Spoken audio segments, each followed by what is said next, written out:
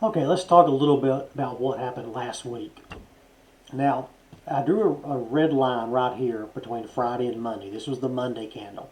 If you remember last week after I saw this candle on Friday, I said that I thought we could have a little bit of a push up here and then maybe some consolidation. We didn't get the push up here, but like I said, I wasn't overly surprised by that. Once you hit these moves up and these big candles, sometimes it's hard to follow through, especially going into the end of the year and the holidays. We had a move down here. We had a move down to the 20 EMA right here. And then we had really a buy candle here, which we saw here. This was news, tweet, China, all driven. This is extremely hard to predict with technical analysis because it really doesn't fit the overall technical analysis that I look at. So it's hard to predict these types of things. Let's go to the next chart. This is our wave chart, and you see the same thing. We dropped down into the wave here, got our rebound, showed the top of the wave of support. Now we're over this 2 Keltner channel, which, typically I would expect some sort of pullback or consolidation to let this move up. Of course, we didn't really get that through here as the market was very strong up. But from a probability standpoint, that's more what I would expect to see. We've got RSI rising again, getting toward the bought range, which is another sign that there may be some more weakness in the market going into next week. These are the Bollinger Bands. We're over the 2 deviation, pushing up to the 3 deviation. We're at a 52-week high. My biggest problem I'm having, and I completely admit that I've struggled with this market this year because there's been so much hope that's pushed this market up, is the fundamentals really do not support where we're at. And I'm a technical trader, so it bothers me that my technical analysis tells me one thing, and then my fundamentally I know there's something else going on that I have to watch out for.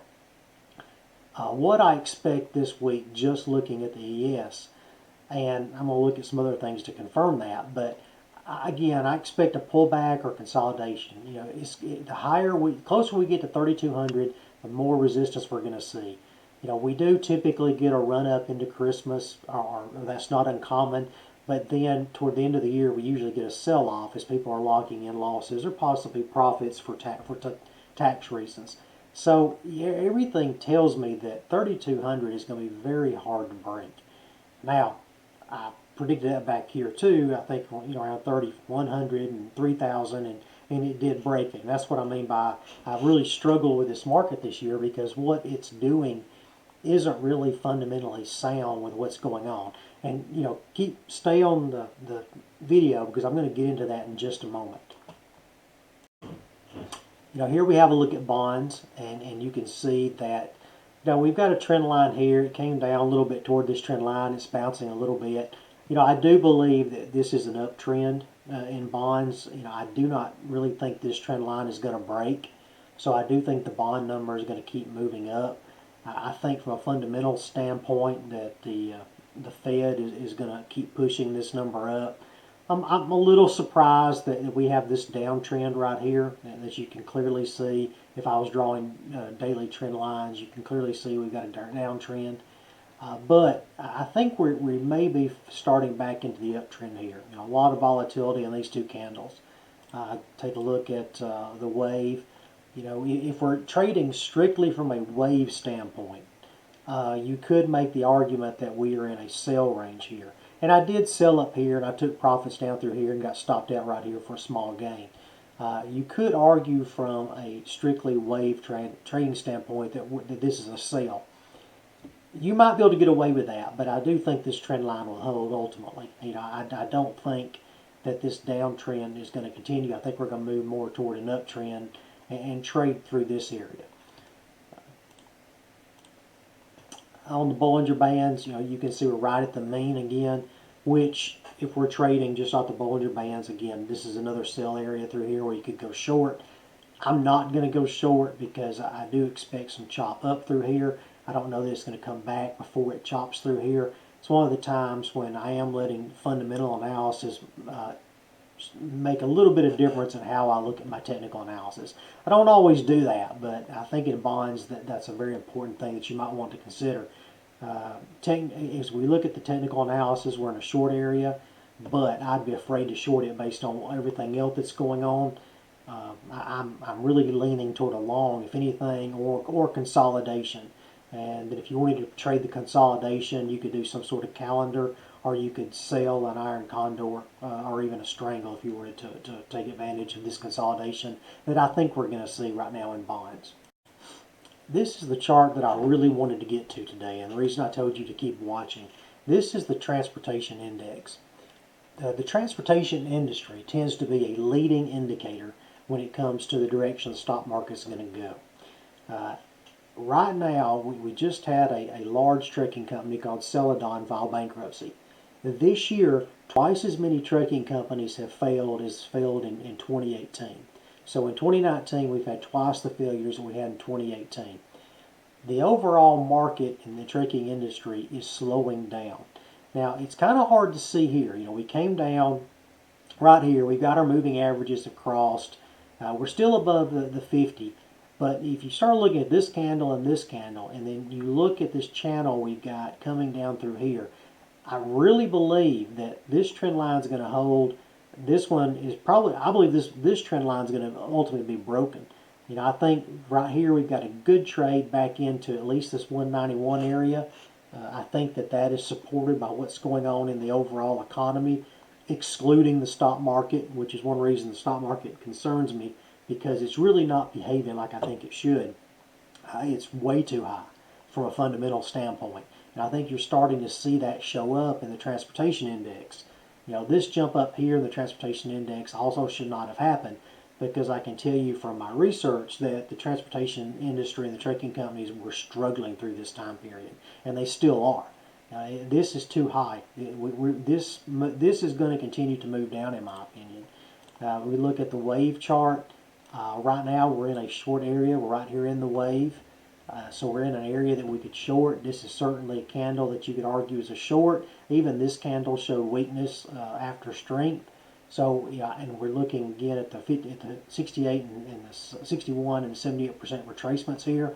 I think that shorting this would be a good move long term, especially going into the end of the year. I don't currently have a short in the IYT, but I may put one on next week as I look at these charts. The Bollinger Bands also tell you we're in a short area. This candle tells you're in a short area. So everything's pointing toward a move down in the IYT, which to me will also indicate a move down in the overall stock market.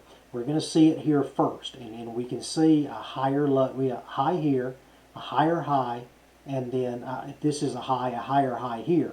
We've got a lower low and a lower low.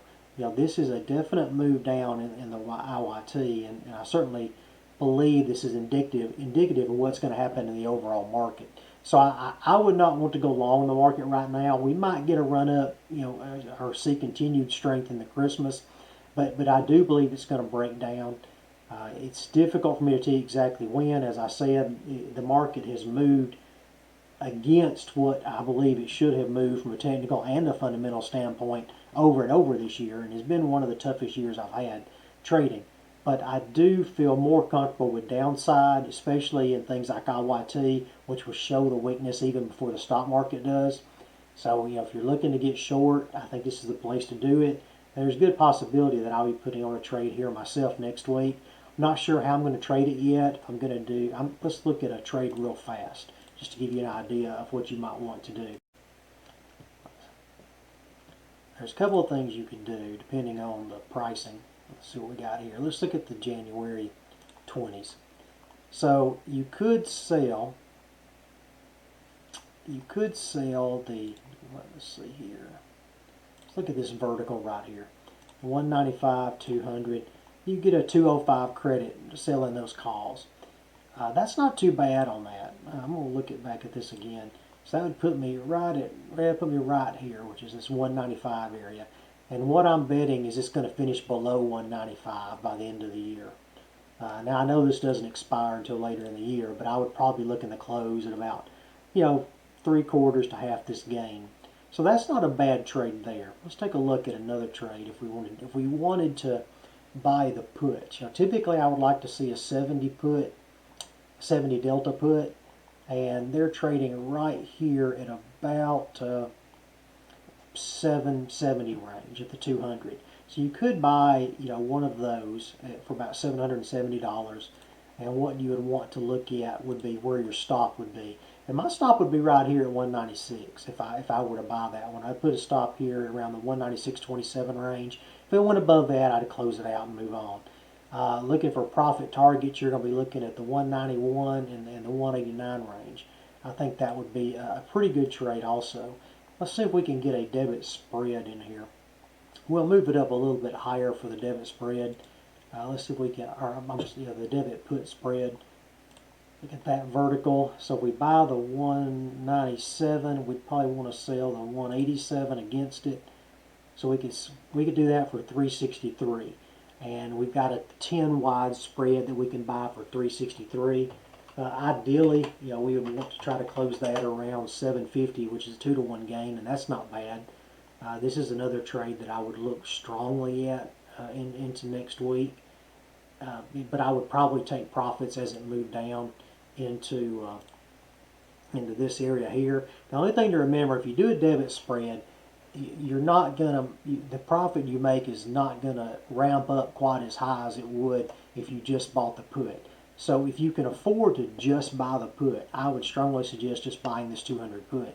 However, if you can't afford that, then you could do the debit spread, but it's not going to increase in value that quickly until it gets closer to expiration, or unless the bottom drops out all the way down, into this area, which is possible. It could move into this trend line, and if it does that, then you might get a good enough increase in value to make it worth it. Otherwise, you're probably going to be looking at making $1 or $2 on this. You may not be able to make the full, 750 credit to sell it. Those are a couple options you could look at. You could also do a couple of different put calendars if you wanted to. I'd probably stay away from those in this just because of these ranges right here that we see on these candles. And if you were to say do the 191 put calendar or the 192 put calendar, the only thing you got to watch out for is you can be right, but if it drops down to this 188 range, you still would lose money. So you have to be careful with that. I'm going to evaluate probably all those trades and trade potentials Monday, but there's certainly, I think, a good opportunity to go short in IYT if you're looking to get short on this market right now. Please like this video. Please subscribe to the channel. Thanks.